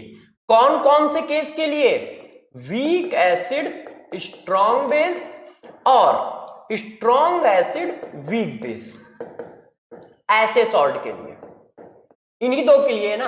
और इसका मतलब क्या हुआ, यदि इसको डिक्रीज कराओगे कंसंट्रेशन डिक्रीज होगा। कंसंट्रेशन क्या है, डिक्रीजेस। डिक्रीजेस का मतलब आप क्या करा रहे हो, डाइल्यूशन करा रहे हो। भाई कंसंट्रेशन कम करने का मतलब क्या है मेरे दोस्त, तुम पानी तो मिला रहे होगे या सल्यूट मिलाओगे तो कंसंट्रेशन बढ़ेगा नहीं यार। तो कंसंट्रेशन डिक्रीज होने का मतलब डाइल्यूशन करना है, और जब ये डाइल्यूशन करोगे तो ये क्या होगा, इंक्रीज होगा H। और H इंक्रीज होने का मतलब क्या हुआ, हाइड्रोलिसिस इंक्रीज होगी, क्योंकि H क्या है, डिग्री ऑफ हाइड्रोलिसिस है ना, तो हाइड्रोलिसिस इंक्रीज होगी। इसका मतलब ये हुआ यदि कंसंट्रेशन कम होगा तो हाइड्रोलिसिस ज्यादा होगी। मगर किसके केस में, जब उनमें से कोई एक वीक हो मेरे दोस्त। यदि दोनों ही वीक है तो देखो सी का टर्म आया ही नहीं है, सी का टर्म गायब है। सी का टर्म तभी आ रहा है जब कोई एक वीक है। ये देखो, वीक एसिड है तो आ रहा है, वीक बेस है तो आ रहा है, और दोनों वीक है तो सी का टर्म गायब है। इसका मतलब वीक एसिड वीक बेस, यदि दोनों ही वीक होंगे तो कंसंट्रेशन पे डिग्री ऑफ हाइड्रोलिसिस डिपेंड नहीं करेगी मेरे दोस्त। तो एक पॉइंट आपको ये दिमाग में बैठाना चाहिए, इस पर बेस्ड क्वेश्चन आएंगे, और एक पॉइंट मेरे दोस्त ये दिमाग में बैठाना चाहिए, इस पर बेस्ड क्वेश्चन आएंगे। क्या कि डिग्री ऑफ हाइड्रोलिसिस, ठीक है, डिपेंड नहीं करेगी in concentration of salt, concentration of salt in case of depend नहीं करेगी। तो देखो H does not depend upon concentration of salt in case of, प्यारे बच्चों, concentration of salt in case of किस, कौन से केस में, बोलो तो सही यार, ठीक है, कौन से केस में, जब दोनों ही वीक होंगे मेरे प्यारे बच्चों। यदि एसिड भी वीक है और बेस भी वीक है तो H जो है कंसंट्रेशन ऑफ सॉल्ट मतलब C पर डिपेंड नहीं करेगा। क्यों, क्योंकि इक्वेशन में C का टर्म गायब है, इक्वेशन में C का टर्म है ही नहीं, तो डिपेंड कैसे करेगा। तो बात समझ पा रहे हो, क्वेश्चन को करना कैसे है, डिग्री ऑफ हाइड्रोलिसिस को मैनेज कैसे करना है। तो डिग्री ऑफ हाइड्रोलिसिस को मेरे दोस्त ऐसे मैनेज करना है, ठीक है। अब कहानी को और आगे बढ़ाते हैं। किसी बच्चे ने कहा सर क्वेश्चन, तो जरा देखो यार, आपका मन बिना क्वेश्चन तो लगता नहीं है ना। अभी तो हम लोगों ने थ्योरेटिकल पार्ट और थ्योरेटिकल वाली बातें कर ली। अब यदि क्वेश्चन नहीं करेंगे तो रोने लगोगे कि सर यार क्वेश्चन नहीं कराया, पेपर में तो क्वेश्चन आएगा। तो चलो यार प्यारे बच्चों की डिमांड को पूरी करते हैं। क्यों, क्योंकि तुम हो और हम हैं। तो चलिए क्वेश्चन एक करके देखते हैं कि यार इस पर क्वेश्चन हमसे कैसे पूछे जाएंगे और कैसे आएंगे। तो चलो यार पहले क्वेश्चन को निपटाते हैं। मेरे से क्वेश्चन पूछा गया, कैलकुलेट पीएच ऑफ 10 की power -2 molar sodium acetate solution. Shortcut में लिख रहा हूं, ध्यान दीजिएगा। If Ka of acetic acid is 1 × 10⁻⁵ ये यार देखो क्वेश्चन दे दिया उन्होंने, और जैसे ही ये क्वेश्चन दे दिया मैंने 2 मिनट में चिपका दिया। कैसे, जरा गौर समझो। ये क्या है, कंसंट्रेशन। किसका कंसंट्रेशन है, सॉल्ट का। जैसे ही मैंने देखा कि ये सॉल्ट है तो इसका मतलब हमें याद आ गया कि सॉल्ट हाइड्रोलिसिस का केस है। अब प्रॉब्लम ये है कि हम फार्मूले कौन से लगाएं, क्योंकि सॉल्ट हाइड्रोलिसिस में तो आपने यार इतने सारे फार्मूले पढ़ा दिए। ये देखो 3 फार्मूले पढ़ाए, अब 3 में से कौन सा चिपका दें। तो सबसे पहले उसकी कैटेगरी ढूंढनी पड़ेगी कि वो किस कैटेगरी का सॉल्ट है। यदि हम ये नहीं ढूंढेंगे तो हमको ये कैसे पता चलेगा कि कौन सा फार्मूला मेरे दोस्त अप्लाई करना है। तो मैंने सबसे पहले इसकी कैटेगरी ढूंढी कि ये जो सोडियम एसीटेट है ये किस कैटेगरी का सॉल्ट है। तो कैसे ढूंढते हैं, अब बात आई भाई ढूंढोगे तो कैसे ढूंढोगे, तो मैंने कॉन्सेप्ट बताया था, कैटायन का कौन प्यारा, OH आयन, कैटायन को OH आयन दे दो और निगेटिव आयन को, एनायन को क्या दे दो, H आयन दे दो। तो क्या आ गया मेरे दोस्त, एसिटिक एसिड आ गया। अब बताओ ये तो यार स्ट्रॉन्ग बेस है तो इसकी हाइड्रोलिसिस तो होनी नहीं है, ये हमारा वीक एसिड है इसकी हाइड्रोलिसिस होनी है। और ये सॉल्ट कैसा हुआ, वीक एसिड स्ट्रॉन्ग बेस का सॉल्ट हुआ। तो जैसे ही हमें पकड़ में आ गया कि ये किस कैटेगरी का सॉल्ट है, हमने उसका फार्मूला लगा दिया। वीक एसिड स्ट्रॉन्ग बेस के सॉल्ट का फार्मूला है 7 plus pKa plus 1/2 log C। Question में वैल्यू चिपका दी, 7 plus 1/2 minus log Ka, pKa को माइनस log Ka कहते हैं, प्लस 1/2 और कंसंट्रेशन ऑफ सॉल्ट कितना दिया है मेरे दोस्त, 10⁻⁻²। अब बच्चों की डिमांड पर मैंने इसको सॉल्व कर दिया, क्या आया 7 प्लस हाफ, ठीक है, माइनस लॉग के की वैल्यू 10⁻⁻5 है। अब इसको बेटा सॉल्व किया तो ये कितना आ गया मेरे दोस्तों, कोई बताएगा, -1 आ गया, ठीक है, क्योंकि -2 आगे आएगा, 2 कट जाएगा तो -1 आएगा, log 10 1 होता है। अब यार इसको थोड़ा सा और सॉल्व कर ले तो ये आ गया 5/2 और ये आ गया 1, ठीक है कि नहीं। अब जरा इसको सॉल्व करके मेरे को बताओ भाई कोई बच्चा कि आंसर क्या आएगा। तो ये 1 माइनस माइनस प्लस हो गया, तो यार आंसर मेरे दोस्तों ये आ गया 7, ठीक है, प्लस 2.5 माइनस 1। तो आई थिंक सभी बच्चों की डिमांड है कि 8.5 आ गया, पीएच की वैल्यू आ गई 8.5। ये देखो कैलकुलेशन एक बार देख लेना, ठीक है, यदि कहीं गलत हो तो अपने आप सही कर लीजिएगा, वैसे मैंने सही किया अपने हिसाब से। तो देखो यार मेरे दोस्तों ऐसे पीएच निकालोगे इस तरह से। तो किसी बच्चे ने कहा क्या सर ऐसा क्वेश्चन आएगा, मैंने कहा यस बिल्कुल ऐसा ही क्वेश्चन आएगा। तो किसी ने कहा सर यार थोड़ा इसको टफ कर सकते हो, तो मैंने कहा यार ये तो मेरे बाएं हाथ का खेल है। इसी क्वेश्चन को देखो अब मैं कैटेगरी में चेंज कर रहा हूं, गौर से देखिएगा, आंखें खुली होनी चाहिए कि क्वेश्चन क्या चल रहा है, आंखें खुली होनी चाहिए। देखना आप क्वेश्चन को घुमा रहा हूं थोड़ा सा, मैंने इसी क्वेश्चन को ऐसे किया, कैलकुलेट पीएच ऑफ, देखिए मेरे दोस्त ये क्वेश्चन कैसे चल रहा है, calculate pH of mixture of 100 ml 10⁻⁻2 molar acetic acid and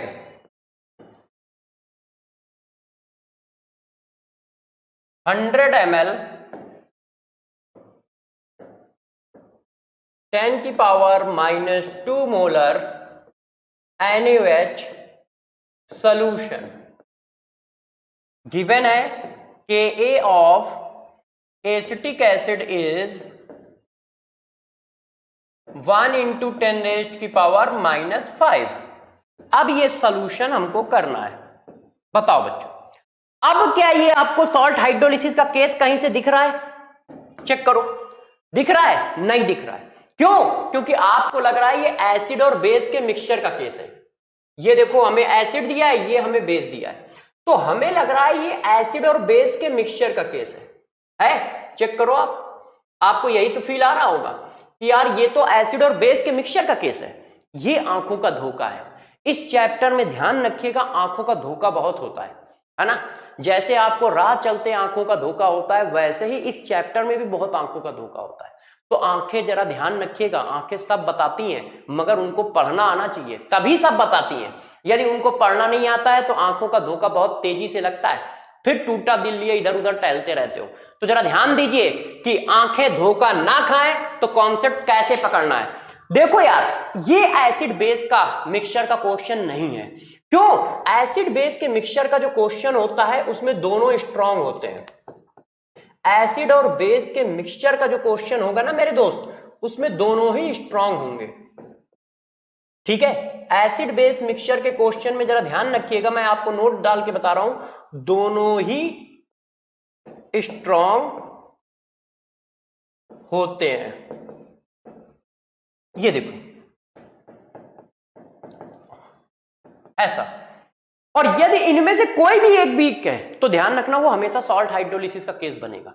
यदि उनमें से कोई भी एक वीक है तो वो सॉल्ट हाइड्रोलिसिस का केस बनेगा। कैसे, जरा देखिए, ये आंखों से धोखा कैसे दिया गया है, ये हमने लगा क्या, एसिटिक एसिड, और ये मेरे दोस्त क्या है, NaOH। हम दोनों ने मिलकर क्या बनाया, सोडियम एसीटेट और वाटर। अब जरा गौर से समझिएगा, इन दोनों का मल्टीप्लाई करो m इंटू वी, तो जब m इंटू वी करोगे तो मैं डायरेक्ट कर रहा हूं, जरा देखो v किस में होना चाहिए, लीटर में, बना लिया। m कितना है, 10 की पावर -2। इसमें भी यही करो, v कितना होना चाहिए, लीटर में, m कितना है, 10 की पावर -2। तो ये mole of acetic acid, mole of NaOH। अब रिएक्शन कराओ, t इक्वल टू 0 पर ये है एट इक्विलिब्रियम। मेरे दोस्त क्या हुआ, जरा एट इक्विलिब्रियम पकड़ो, ये 0 हो गया, ये 0 हो गया, क्यों, सेम मोल है, 1:1 में रिएक्शन हो रही है। और यहां पर देखो, जो जितने मोल इसके हैं इतने ही मोल इसके हैं, तो पूरे पूरे खत्म हो जाएंगे। इसके बनेंगे कितने, सेम मोल। मैं डायरेक्ट लिख देता हूं कितने बनेंगे, जरा प्यारे बच्चों कैलकुलेट कर दो यार मेरे लिए, 10 की पावर -3 मोल बनेंगे। बताओ, अब जरा बताओ, क्या हम सोल्यूशन मतलब पीएच फाइनल सोल्यूशन का निकालते हैं, क्या हम पीएच फाइनल सोल्यूशन का निकालते हैं? यस मेरे दोस्त, एसिड और बेस मिक्स करने के बाद जो बना उसी का तो पीएच निकालना है, कि रास्ते का निकालने रखते हैं कि एसिड डल रहा है, अरे भाई डल रहा है तो जरा इसका पीएच निकाल लो। बेस डाल रहे हो तो अरे डल रहा है तो चलो इसका पीएच निकालो। जो भैया फाइनल सोल्यूशन बनता है उसी का तो पीएच निकालते हैं ना मेरे प्यारे बच्चों। तो जब उनका पीएच निकालते हैं तो फाइनल सोल्यूशन तो ये है यार, ये देखो फाइनल सोल्यूशन तो ये है। फाइनल सोल्यूशन में कहीं एसिड है ही नहीं और कहीं बेस भी नहीं है। फाइनल सोल्यूशन में मेरे दोस्त सिर्फ सॉल्ट है।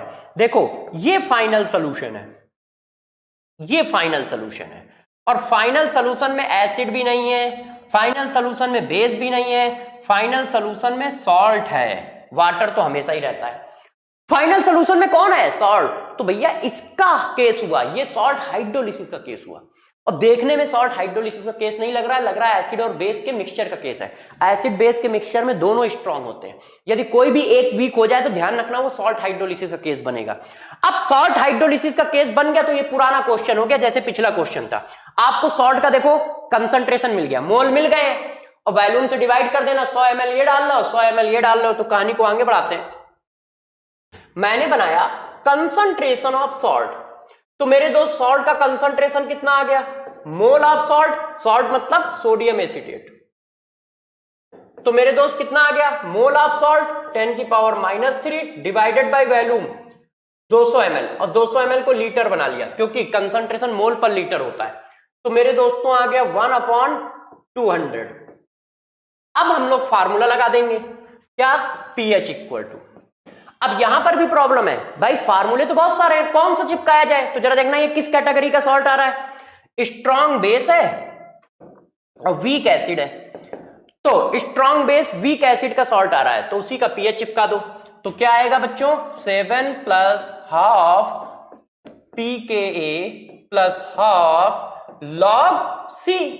अब वैल्यू डाल दो यार, तो वैल्यू आप डाल लीजिएगा, मैं इसको इसी जगह पे छोड़ रहा हूं, ठीक है। pKa की वैल्यू डाल लीजिएगा 1/2 और log 1/200। अब इसको सॉल्व करके pH निकालो। तो देखो यार, सॉल्ट हाइड्रोलिसिस में इस तरह का क्वेश्चन हमसे पूछा जा सकता है कि सॉल्ट हाइड्रोलिसिस में किसकी हाइड्रोलिसिस ज्यादा हो रही है, किसकी हाइड्रोलिसिस कम हो रही है, एक ये, और इस तरह के pH वाले क्वेश्चन पूछे जा सकते हैं कि हाँ भाई बताइए कि इसमें से किसका pH ज्यादा है और किसका pH कम है, और क्या निकाला जाता है, कैसे निकाला जाता है। तो ये सारा पोर्शन हम लोगों ने सॉल्ट हाइड्रोलिसिस वाला खत्म कर लिया है। अब आपका मन कर रहा होगा सर सॉल्ट हाइड्रोलिसिस यदि आपने खत्म कर दिया है तो आप बफर के बारे में कुछ बता दो। तो चलो दोस्तों यार बफर को ही पढ़ा देते हैं, ठीक है। अब हम दोनों लोग मिलकर बफर को पढ़ते हैं। तो यार देखो बफर सॉल्यूशन क्या होता है, इस पर डिस्कशन करते हैं कि बफर सॉल्यूशन क्या होता है और किस तरह से काम करता है। तो जरा मेरे दोस्तों एक बात बताओ कि बफर सॉल्यूशन क्या होता है, किस तरह से काम करता है, इस पर डिस्कशन आ रहा है। तो जरा बताइए बफर क्या है? तो बफर क्या होता है जरा बताओ। नॉर्मल सॉल्यूशन लिया, उसमें मैंने एसिड मिला दिया, तो वो क्या होगा, उसका पीएच चेंज हो जाएगा। कोई सॉल्यूशन लिया, उसमें मैंने बेस मिला दिया, तो क्या होगा, उसका पीएच चेंज हो जाएगा, है कि नहीं? मगर यदि कहीं ऐसा कर दिया जाए कि हम किसी सॉल्यूशन में एक दो ड्रॉप एसिड और बेस डालते हैं और उसका पीएच ना चेंज हो, तो मेरे दोस्तों क्या बोलोगे आप? बताइए। तो मेरे दोस्तों क्या बोलोगे? वो एक स्पेशल टाइप का सॉल्यूशन हुआ ना। जनरली क्या होता है, जनरली ये होता है कि किसी भी सॉल्यूशन में यदि हम एक दो ड्रॉप, एक दो ml एसिड या बेस डालते हैं तो पीएच चेंज हो जाता है। मगर यदि कोई ऐसा सॉल्यूशन मेरे हाथ लग जाए जिसमें एक दो ड्रॉप एसिड या बेस डालने से पीएच ना चेंज हो, तो उसका क्या करेंगे? तो हम उसका एक नया नॉमेनक्लेचर कर देते हैं, बफर सॉल्यूशन। बफर सॉल्यूशन कुछ नहीं है, बस इतनी सी बात है। जरा देखो क्या है, ये एक सॉल्यूशन है, ठीक है मेरे दोस्त, ये देखो ये एक सॉल्यूशन है और इसमें मैंने कुछ नहीं किया है, इसमें ऐड कर दिया है क्या, 1 और 2 drop, 1 and 2 drop of strong acid, oblique strong base, या फिर इसी को लिख सकते हो 1-2 ml, 1 और 2 ml स्ट्रॉन्ग एसिड और मेरे दोस्त क्या, स्ट्रॉन्ग बेस। यदि स्ट्रॉन्ग एसिड और स्ट्रॉन्ग बेस हम इसमें ऐड कर देते हैं और इसका पीएच चेंज नहीं होता है, pH of resultant solution approx same या सेम अप्रॉक्स कांस्टेंट या same.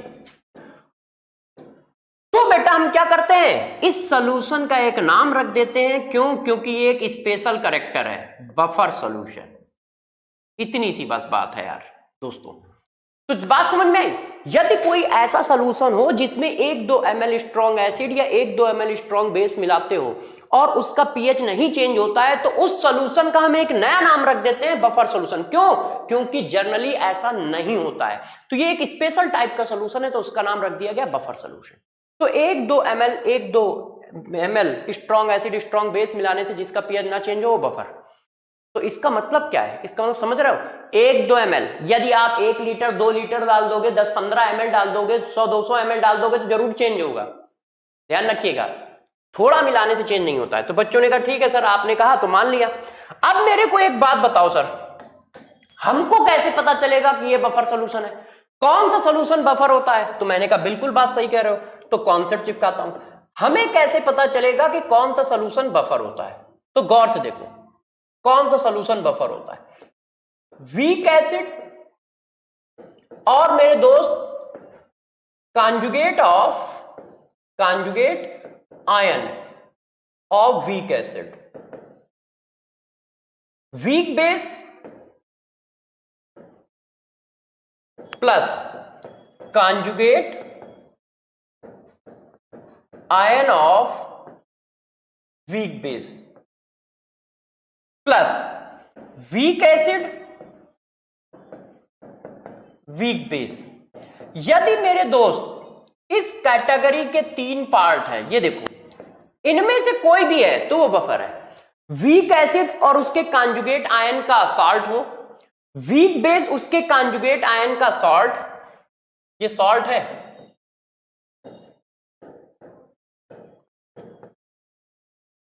Weak acid weak base के कांजुगेट आयन का सॉल्ट और वीक एसिड वीक बेस है, तो वो कैसा होता है? बफर होता है। मतलब एग्जांपल अब आप देखता हूं, गौर समझिए।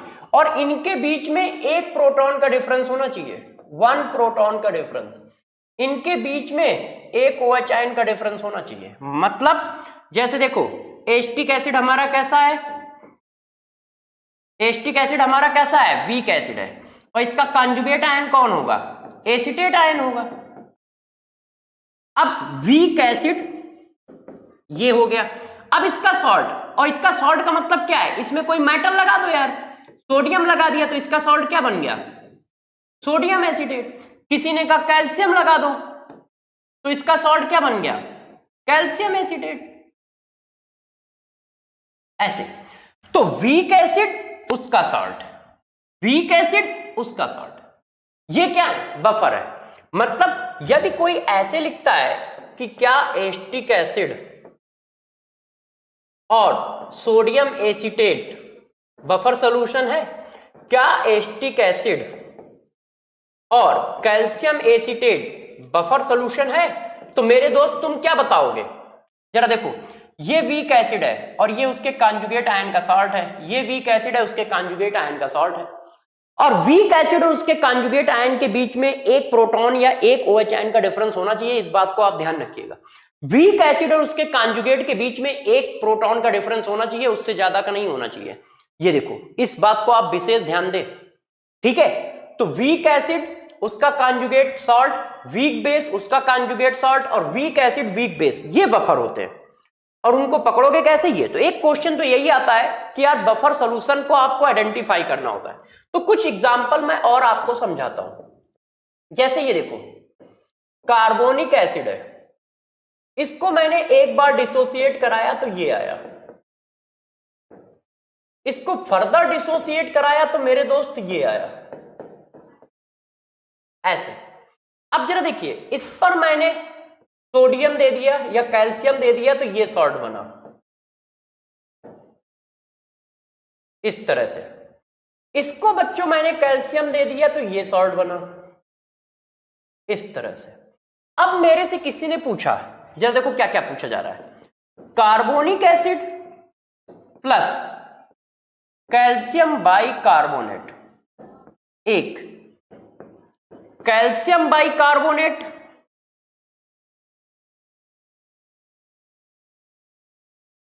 प्लस कैल्शियम कार्बोनेट, फिर कार्बोनिक एसिड और कैल्शियम कार्बोनेट, इनमें से कौन बफर है, हमें यह बताना है। मैंने आपसे ये क्वेश्चन पूछ लिए, 3 क्वेश्चन एक साथ। अब मेरे प्यारे दोस्तों बताओ, इनमें से बफर कौन है? क्या बता सकते हो? तो देखो कैसे बताना है। ये वीक एसिड है और इसका ये कॉन्जुगेट है, इनके बीच में एक प्रोटॉन का डिफरेंस है या नहीं? वीक एसिड में 2 प्रोटॉन है, इसके पास 1 प्रोटॉन है, तो वीक एसिड और उसका कॉन्जुगेट आयन है, तो ये बफर है। वीक एसिड भाई, बाइकार्बोनेट आयन के पास भी तो 1 प्रोटॉन है। जरूरी नहीं कि वीक एसिड का मतलब न्यूट्रल मॉलिक्यूल हो, वीक एसिड का मतलब आयन भी हो सकता है। जैसे ये देखो, ये वीक एसिड है और उसका कॉन्जुगेट आयन है, इन दोनों के बीच में 1 ही प्रोटॉन का तो डिफरेंस है मेरे दोस्त। देखो चेक करो, दोनों के बीच में कितना डिफरेंस है, यहां पे 1 प्रोटॉन है, यहां पे 0 है, तो 1 प्रोटॉन का डिफरेंस है ना, तो इसका सोल्यूशन अभी वीक एसिड ही तो हुआ यार, ठीक है? तो जरूरी नहीं कि हमेशा न्यूट्रल पकड़ो, न्यूट्रल के साथ साथ उसका आयन भी हो सकता है। तो देखो, वीक एसिड और कॉन्जुगेट आयन, ये भी बफर है। अब यहां पर चेक करो, वीक एसिड और उसका कॉन्जुगेट आयन, यहां पे 2 प्रोटॉन का डिफरेंस है। वीक एसिड ये है और मेरे दोस्त उसका कॉन्जुगेट ये है, ये नहीं है, ये कार्बोनेट आयन तो बाइकार्बोनेट आयन का कॉन्जुगेट है। कार्बोनेट आयन बाइकार्बोनेट आयन का कॉन्जुगेट है, बाइकार्बोनेट आयन कार्बोनिक एसिड का कॉन्जुगेट है, कार्बोनिक एसिड का कॉन्जुगेट कार्बोनेट आयन नहीं है। इसका मतलब ये बफर नहीं है, ये बफर नहीं है। क्यों? इसका कॉन्जुगेट ये है, इसका कॉन्जुगेट ये नहीं है।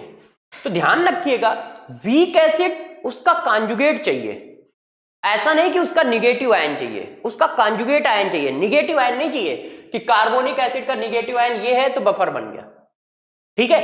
तो इसका कॉन्जुगेट ये, इसका कॉन्जुगेट ये, तो ये दोनों मिलेंगे तो भी बफर बनेगा, ये दोनों मिलेंगे तो भी बफर बनेगा, ठीक है? अब आपका मन कर रहा होगा, सर बात तो अच्छी है, तो 2-4 एग्जाम्पल चिपका दो। तो मैंने कहा ठीक है, जरा मेरे प्यारे बच्चों बताना, क्या ये बफर सॉल्यूशन है?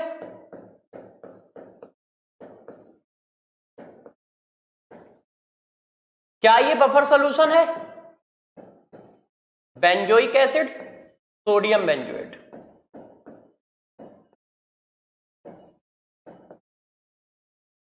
क्या ये बफर सॉल्यूशन है?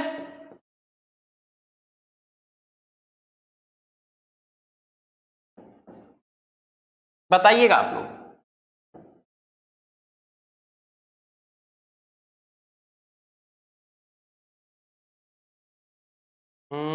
इस तरह से।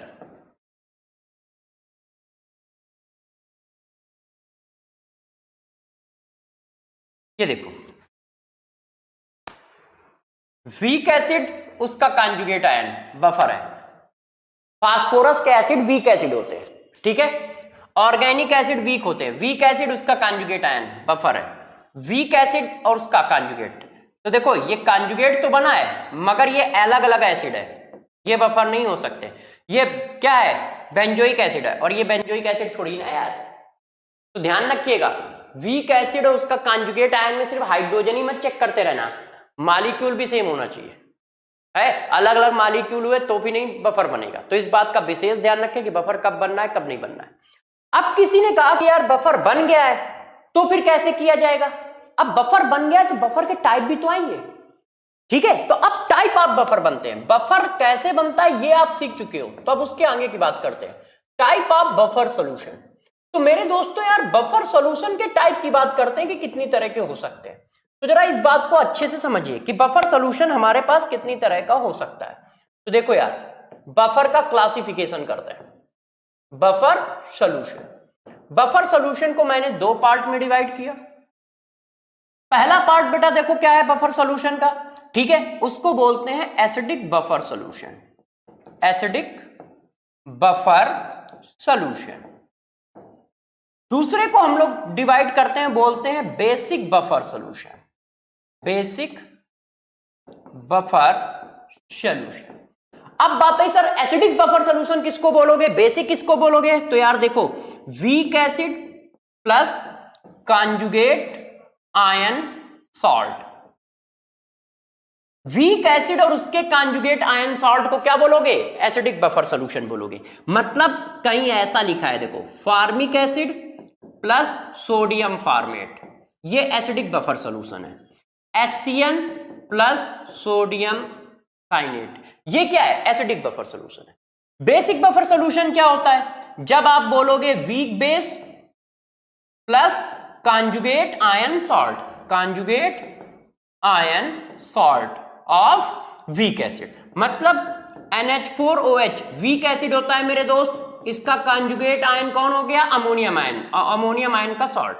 इसी तरह से आप लोगों ने पढ़ा है एनिलीन, ये क्या होता है, वीक बेस होता है। जितने भी ऑर्गेनिक बेस हैं यार दोस्त वो सब के सब वीक होते हैं, और इसका सॉल्ट बना दिया एनिलीनियम आयन। ये देखो, तो वीक एसिड वीक बेस क्या होगा, basic buffer. Strong acid strong base क्या होगा, एसिडिक बफर। अब आपको होगा कि यार सर इनके जरा फार्मूले भी तो बताओ, हम कैसे क्वेश्चन को निकालेंगे, हमें कैसे पता चलेगा कि यदि कोई बफर है तो उसका पीएच कैसे निकाला जाए। तो चलो यार दोस्तों आपकी इस प्रॉब्लम को भी सॉल्व करते हैं। देखो यार, हम उसके पीएच की बात करते हैं, pH of buffer solution. Buffer solution के पीएच की बात करते हैं। तो जरा देखिए कैसे निकालना है अपने को, गौर से इन बातों को आप ध्यान दीजिएगा। देखो यार, हमारे पास दो तरह के सॉल्यूशन थे, एक था एसिडिक बफर सॉल्यूशन और एक था हमारे पास बेसिक बफर सॉल्यूशन। यही तो बात थी ना यार दोस्त। तो एसिडिक बफर सॉल्यूशन में हमें क्या करना है और बेसिक बफर सॉल्यूशन में हमें क्या करना है, इस बात पे फोकस करना है। तो जरा देखो, एसिडिक बफर सॉल्यूशन का पीएच होता है pH equal to pKa plus log salt upon acid का कंसंट्रेशन। ये हेंडरसन इक्वेशन बोली जाती है। बेसिक बफर सॉल्यूशन का बेस पीओएच निकलेगा, pOH equal to pKb plus log salt upon मेरे दोस्त क्या, base, log salt upon base. ये देखो इस तरह से निकलेगा। तो एसिडिक बफर है तो उसका ये, बेसिक बफर है तो उसका ये। यहां पर ध्यान रखना, सॉल्ट का कंसंट्रेशन ये है कॉन्जुगेट सॉल्ट, ये क्या है, concentration of conjugate salt, concentration of conjugate salt. और ये क्या है मेरे दोस्त, concentration of acid, concentration of acid मतलब वीक एसिड। इसी तरह से यहां पर क्या है, ये क्या है, कंसंट्रेशन ऑफ सॉल्ट है मेरे दोस्त, और ये क्या है, कंसंट्रेशन ऑफ वीक एसिड है, कंसंट्रेशन ऑफ वीक एसिड है, ये वीक बेस है, सॉरी ये क्या है, कंसंट्रेशन ऑफ वीक बेस है। तो बेसिक बफर में पीओएच निकलेगा, एसिडिक बफर में पीएच निकलेगा। पहली बात तो इतनी आ गई कि इस तरह से निकलेगा, उनके फार्मूले ये हैं, इस तरह से निकलेगा, इनके फार्मूले ये हैं, ऐसे। अब आपका मन कर रहा होगा कि सर जरा यार क्वेश्चन बता दो, तो हमें एक आइडिया हो जाए कि क्वेश्चन करना कैसे है। तो गौर समझिएगा क्वेश्चन कैसे करना है। पहला क्वेश्चन मैंने आपको दिया, मैंने बोला calculate pH of given solution. एक आपको सॉल्यूशन दिया है, उसका पीएच निकालना है। तो बच्चों ने कहा सर दे दीजिए सॉल्यूशन, निकाल देते हैं यार, टेंशन किस बात की है। तो मैंने कहा ठीक है, ये लो 10 की पावर -2 मोलर एस्टिक एसिड है, प्लस 2 इंटू 10 की पावर -2 मोलर सोडियम एसिटेट है। मैंने कहा यार इसका पीएच बताना है, ठीक है। pKa ऑफ एस्टिक एसिड आपको दिया है, ठीक है ना, 4.75। ये देखो ये आपको गिवन है। तो मैंने कहा यार इसका पीएच बताओ। तो जैसे ही मैंने बोला तो बच्चों ने कहा सर किस मिक्सचर का पीएच बताना है, इस मिक्सचर का। तो बच्चों ने कहा सर ठीक है अभी बता देते हैं। जरा देखो बच्चों ने ये सेलेक्ट किया कि मिक्सचर कौन सा है। तो बच्चों ने देखा मिक्सचर क्या है, एस्टिक एसिड। दूसरा कौन मॉलिक्यूल है, सोडियम एसिटेट। तो बच्चों ने कहा सर यार ये तो वीक एसिड होता है और ये उसका कॉन्जुगेट सॉल्ट है। मैंने कहा यस यार आप बिल्कुल सही पकड़ रहे हो। तो बच्चों ने कहा सर वीक एसिड और उसके कॉन्जुगेट सॉल्ट को तो हम बफर बोलते हैं।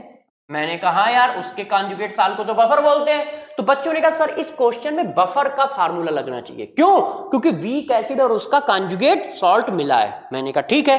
तो बच्चों ने यार इस तरह से फार्मूला लगा दिया, pH equal to pKa log salt upon acid, ठीक है। pKa की वैल्यू डायरेक्ट है 4.75 लॉग सॉल्ट। सॉल्ट की वैल्यू क्या है बेटा दोस्तों, 2 इंटू 10 की पावर -2।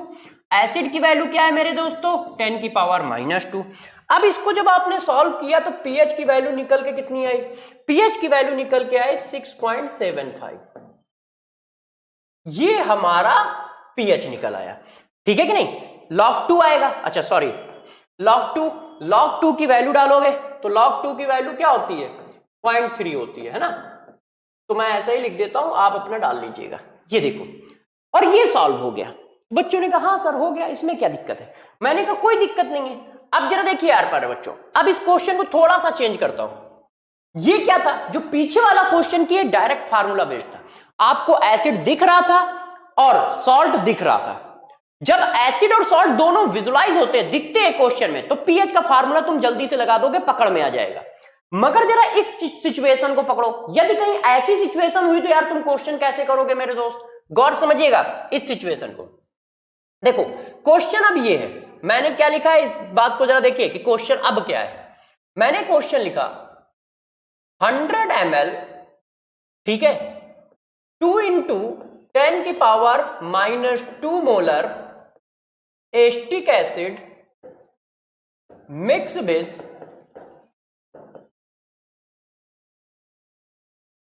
100 ml,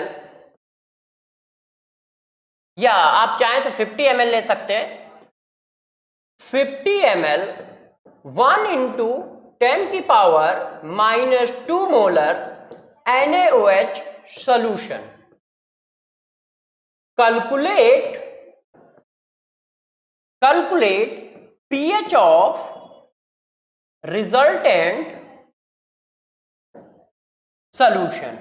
आपको एक और चीज दी है, pKa of acetic acid is 4.75। अब यार इस क्वेश्चन को जरा आप देखो कि इसको कैसे करना चाहिए। इस क्वेश्चन की जरा कैटेगरी को अच्छे से समझिएगा प्यारे बच्चों। देखो क्या ये क्वेश्चन बफर का दिख रहा है, आपको एसिड और बेस मिलाए जा रहे हैं। और एसिड कौन है, वीक एसिड है। बेस कौन है, वीक स्ट्रॉन्ग बेस है। देखो आपने ये डाला है एसिड और ये डाला है बेस।